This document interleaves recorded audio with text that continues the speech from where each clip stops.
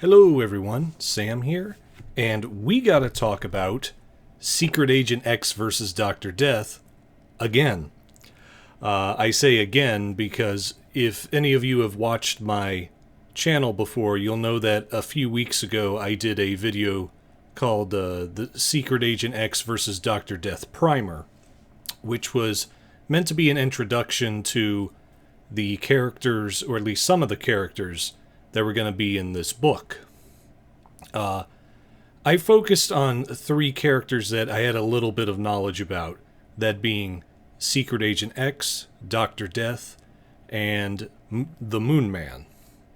There were other characters who were supposed to be in the book, but I did not know much about them. In fact, I didn't even know which characters that were going to be featured in this book. And when I first made that primer episode, I was initially going into the story thinking, okay, I'm going to be surprised by what pulp characters are in here. Because that's, it'll be my first introduction to the characters, and that'll be kind of a fun element of this story.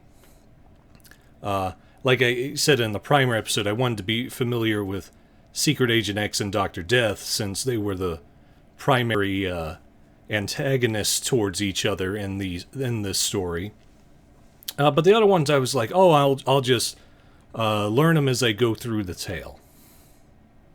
But two things happened. The first was that Will Murray, the author of this book, did a post on the Pulp Heroes Facebook group, and the whole post is pretty much just listing out all the characters who are in the book. So once I saw that post, it was kind of like, oh, well, now I know who's in the book. These mystery pulp characters are no longer mysterious. And to be fair, I probably would have been able to figure out who they were, because in the opening dedication, Will Murray lists all the authors who wrote for many of these characters. So it would have been a process of elimination by going by the authors listed. But Will Murray let it be known which characters were in this book. And around the same time, I stumbled across a review of this book from James Reasoner. He's a fairly well-known author. And on his website, he actually listed out the different pulp characters featured in this book, as well as their writers. So, the element of surprise was no longer with this book. Not in its plot, but in what characters were going to show up. So I was initially kind of thinking, oh, well, I'll just ignore that and, finish my readings of Dr. Death and Secret Agent X and Moon Man and go forward the story with that. But I've decided I wanted to talk about these characters who have been introduced to me via those posts, because I decided I wanted to read some of their stories first before jumping into this book. Because one of the things that I think is very important about pulp writers, modern pulp writers who are taking old pulp characters, is that they remain fairly true to the characters' personalities and limitations. So I decided I really wanted to check out all these characters and at least read some of their stories before I went into this book, simply because I really like being familiar with the characters that are featured in crossovers, because I think the sign of a good crossover is if the characters feel like they could have been, if they could have done this matchup back in the 30s and 40s when many of these characters were around. So I was like, okay, I want to learn about these characters some more before I hop into this book. So it's a little more reading on my part, but it's worth it if it makes me appreciate the characters as Will Murray writes them even more. So this video is going to be briefly explaining those characters who have been revealed to be in the book, and I'm going to give a little information about them and what little information I do know, and show some of the books I got over the last couple days that you can read them from.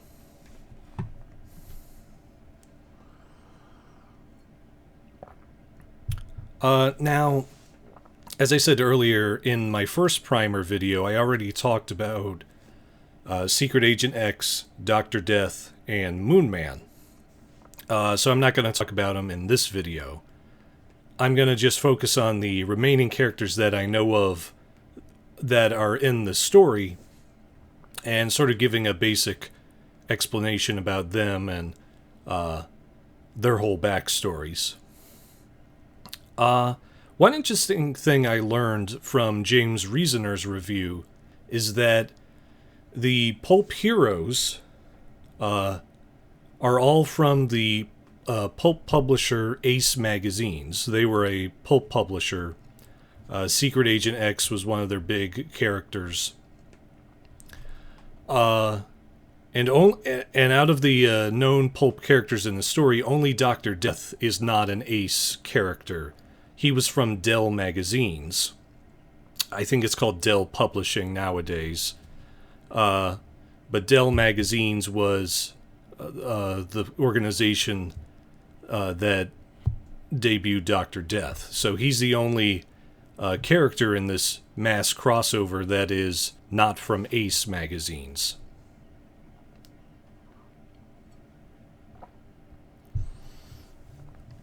So the first character that I learned was going to be in this is a character by the name of Wade Hammond. This is a book titled The Weird Detective Adventures of Wade Hammond. This is by, what's this play? Off Trail Publications. And Wade Hammond was created by Paul Chadwick, who also created Secret Agent X and did a lot of his stories.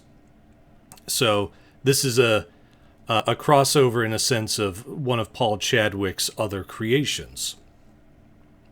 And the whole thing about Wade Hammond is that he's a newspaper man in New York City. But he's also an amateur detective. He's not professional, he's an amateur. But he has an interesting background because he used to be an adventurer and a world traveler sometime in his past.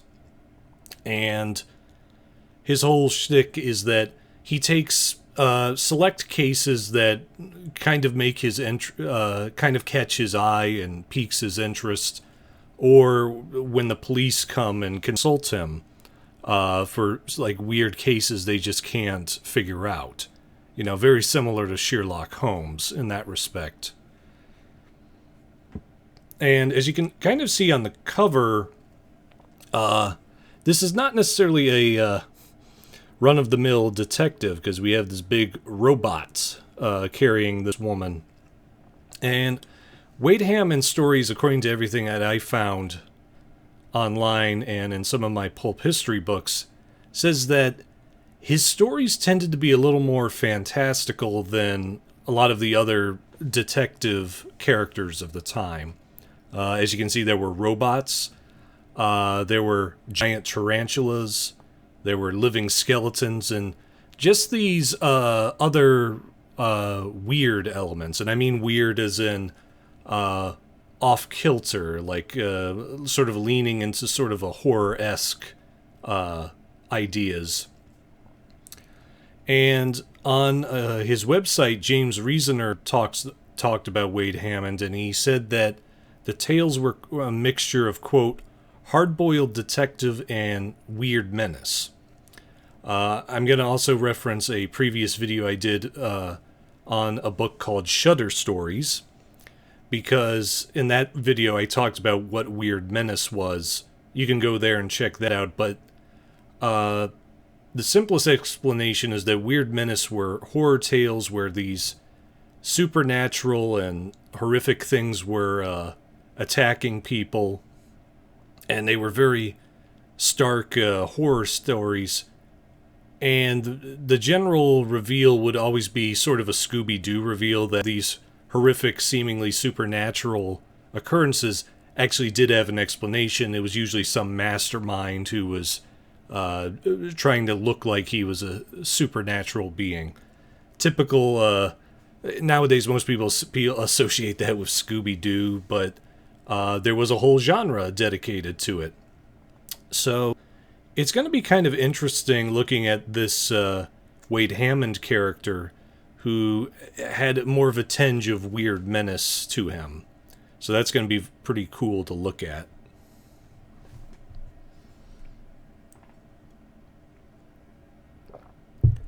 The second character that is going to be featured, this is actually the only character I am familiar with because I recently read his stories. And that character is Ravenwood, Stepson of Mystery. This was the, I believe this is the Steger Books edition. Let's see. Well, it says Altus Press. That's Steger Books. And Ravenwood was created by Frederick C. Davis, who also created the Moon Man that we talked about in the last Primer video. And Ravenwood is an occult detective. He deals in the occult.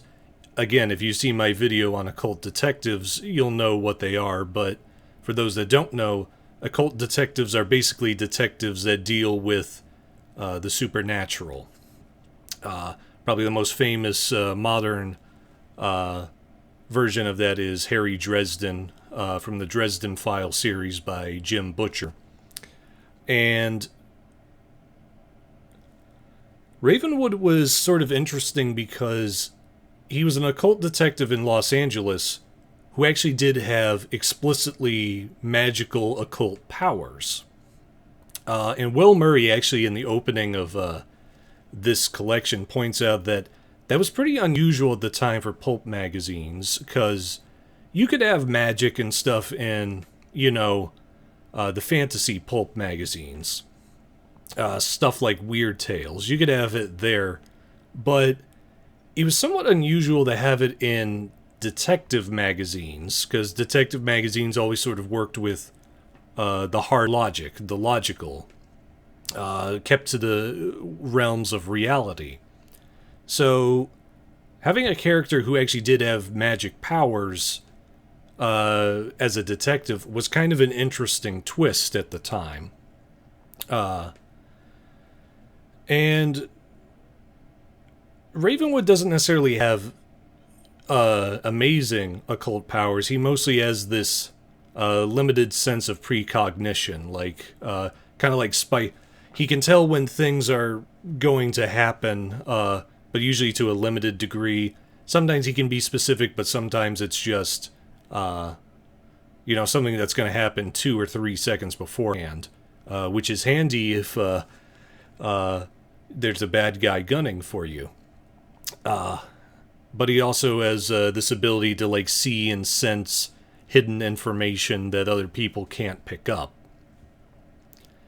And he has sort of an interesting backstory because he got his powers because he was adopted by this Tibetan mystic called the Nameless One. He has no name, he's called the Nameless One. And the Nameless One adopted him because Ravenwood's father saved the Nameless One from a tiger attack. And the Nameless One promised to watch over Ravenwood. And the Nameless One actually lives in Ravenwood's Los Angeles penthouse with him and aids him with his visions, because the Nameless One can access previous events more clearly than Ravenwood can. So, he's kind of an interesting character. I'm going to be doing a review about him in the next few weeks. So that's kind of an interesting character to put in this situation.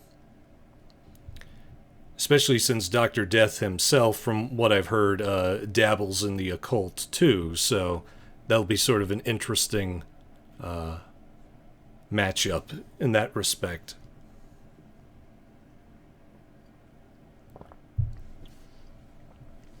The next character we will talk about is the Cobra, the king of detectives. The Cobra was created by Richard B. Sale. This is the collection of all of the Cobra stories, plus a couple other snake-themed stories that Richard B. Sale wrote. Richard B. Sale apparently had a fixation on snakes, so it was evidently popular enough that Steger could collect enough snake stories in this collection. Excuse me. But Richard B. Sale. He apparently was a fairly successful writer because he, according to the opening here that Will Murray wrote, Sale actually went not just from the pulps to the slicks, which slick magazines were the next step up from pulp magazines. So that was a very handy career jump for him. But he also apparently jumped to screenwriting at one point, and apparently, if I'm reading this right, he actually became a film director. So this is. It also mentions in this that he directed. He directed films. He scripted films. Worked in television too. So, yeah, he was, by pulp writer standards, he broke out of the pulps and became very successful. And his character, the Cobra, he was an American man named Dean Bradley. And somewhat confusingly, this American guy, Dean, worked for British intelligence. Supposedly mostly in India, though other people have told me the stories kind of hop all over the world. But he at least worked for British intelligence. And his main weapon was a blowgun that he could put to his lips and shoot darts out. And it was coated in some kind of snake venom and could do different things to the people that they hit. So that's all I really know about him. There's not been a whole lot written about him that I could find.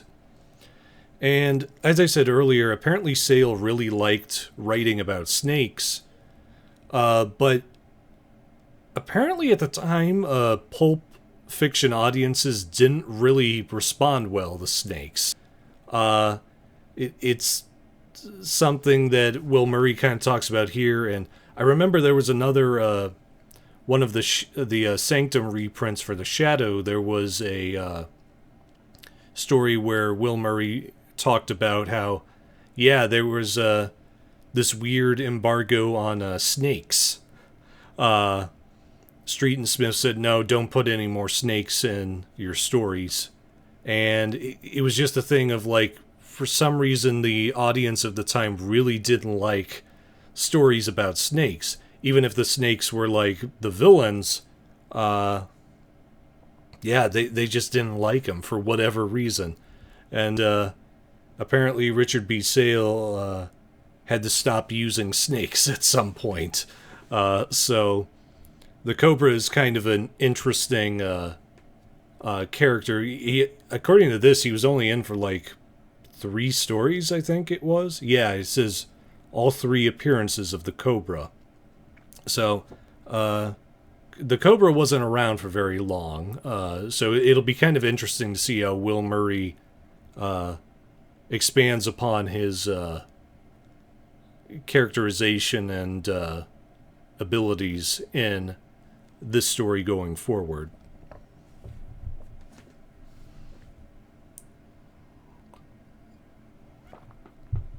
The final character to talk about is actually kind of an interesting one,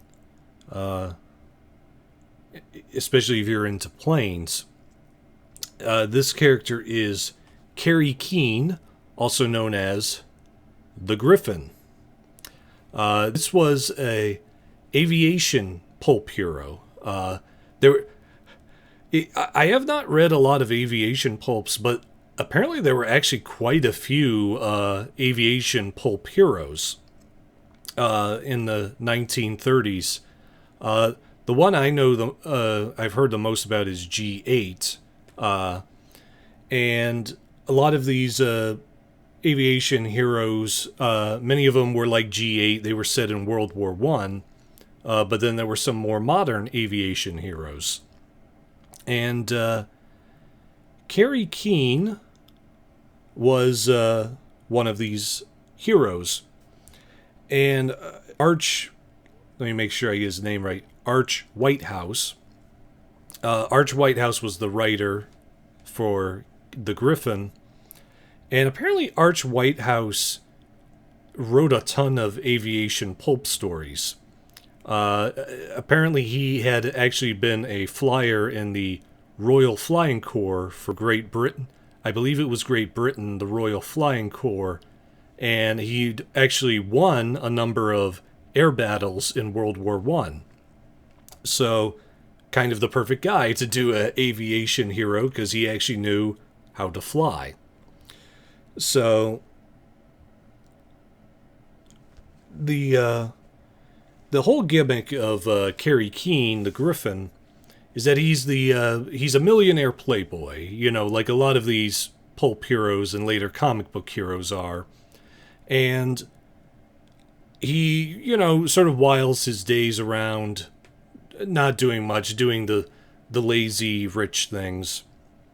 But at midnight, he becomes a midnight flyer of justice.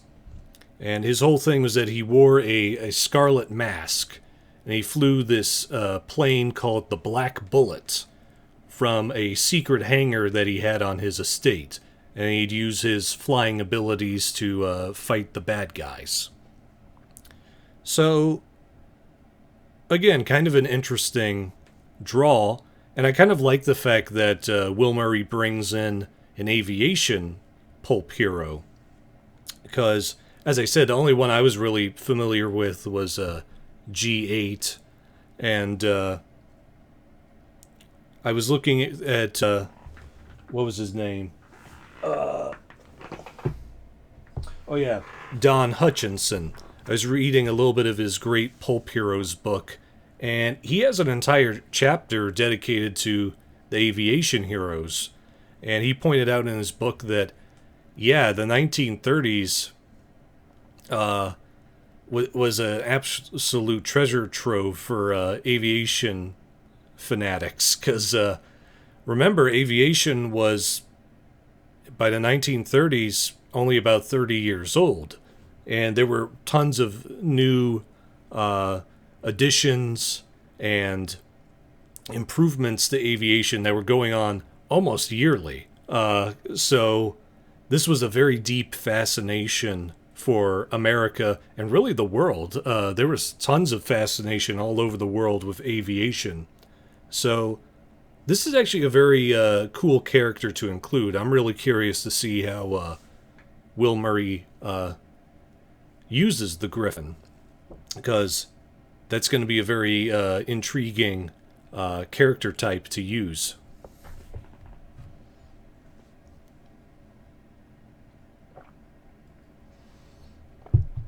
So those are all the characters that I am personally aware of are going to show up in Secret Agent X versus Dr. Death. I will say it is sort of an interesting combination of characters. Looking at the things, I was initially somewhat wary of the first three here I mentioned, the Wade Hammond, Ravenwood, and the Cobra, just because they were all kind of the same sort of detective character setup. And, he was kind of thinking of, well, 3 detectives out of the 6 pulp heroes you're trying to do. That seems a little restrictive. But I think there are enough, like, subtle differences in the characters, at least in their backgrounds, that I know of so far. Like, Wade Hammond is, like, much more of a gentleman of leisure. Ravenwood is much more, having read Ravenwood, he's much more of an intense character. And, you know, I don't know anything about the Cobra, but having him be, like, an intelligence man who is has this weird snake gimmick, yeah, there's something you can do with that. So, yeah, I'll be really curious to see what Will Murray does with these characters. Of course, the one downside of this is that this means I have to read a lot of these stories before I hop into Secret Agent X versus Dr. Death. But, you know, that's what happens when you're trying to research for a crossover. So it'll be a while before I get to Secret Agent X versus Dr. Death, but Will Murray is a very good writer, so I have a feeling he will make all this reading and research well worth the effort. So I am not peeved at all. I'm especially kind of curious about the Gryphon. I kind of want to see where his stories sort of take him. So, yeah, if any of you guys want to check out these characters, you can get the editions of these books that I showed. Only one that you might have some issue getting is the Wade Hammond one. I got this fairly easy, but apparently there's some copies later in the series that are a little tougher to get. That's what I've heard. I don't know if that's still true. But this is the only one that might give you trouble. The rest of these, all 3 of these are on Seeger books. They're easy to get, so you can check them out very easily. So that's all I've got to say about these characters, so I'm going to end this video here. Thank you all very much for watching, and hopefully next time you see me, we will be discussing Secret Agent X versus Dr. Death. Alright. Bye.